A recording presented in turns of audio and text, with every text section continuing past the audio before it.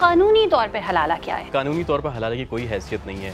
अगर हम बात करें ये कानून की, तो 1961 में अयूब खान ने तमाम उलमा कराम, तमाम अकादिब फ़िक्र के उलमा कराम को बिठाया, एक लॉ बनाया 1965 मुस्लिम फैमिली लॉ।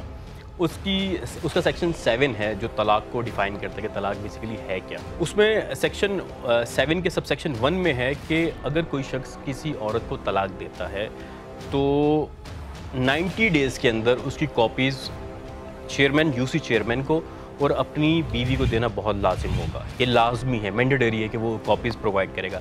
हमारे यहाँ अक्सर देखा जाता है कि तलाक़ दे के TCS करवा दिया जाता है और एक रिसिप्ट दे दी जाती है कि मैंने तलाक़ दे दी, अब कोई नहीं है। लेकिन इसकी कॉपीज़ देना चेयरमैन को बहुत ज़रूरी है। अब चेयरमैन को क्यों ज़रूरी है?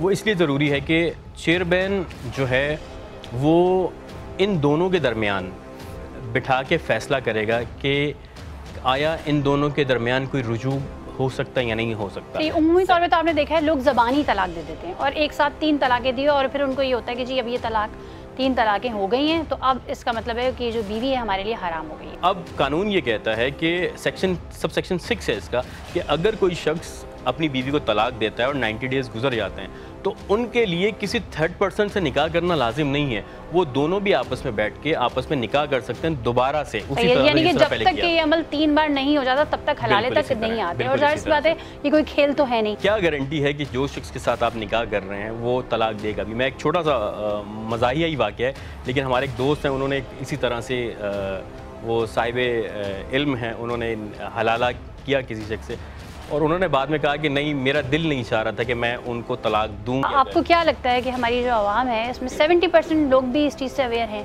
देखिए, हमारी सोसाइटी तो अपने फंडामेंटल राइट से अवेयर नहीं है। निकाह है basically it's a social contract, कि दो शख्स के दरमियान एक सोशल कॉन्ट्रैक्ट किया जा रहा है कि वो आपस में किस तरह रहेंगे और टर्म एंड कंडीशंस हैं। उसमें अगर कोई डिसाइड कर लिया जाता है वो तो एक शरी डिबेट है कि वो मुता की तरफ जाता है या मिस्यार की तरफ जाता है, वो किस तरफ लेके जाते हैं। लेकिन अगर हम बात करें कि कंडीशनल, ये तो एक सोशल कॉन्ट्रैक्ट है। अगर दो शख्स के दरमियान एक तय आता है कि हम 1 साल, 2 साल, 3 साल साथ रहेंगे तो मेरे ख्याल से ये म्यूचुअल कंसेंट है, इसमें थर्ड पर्सन का कोई किरदार नहीं।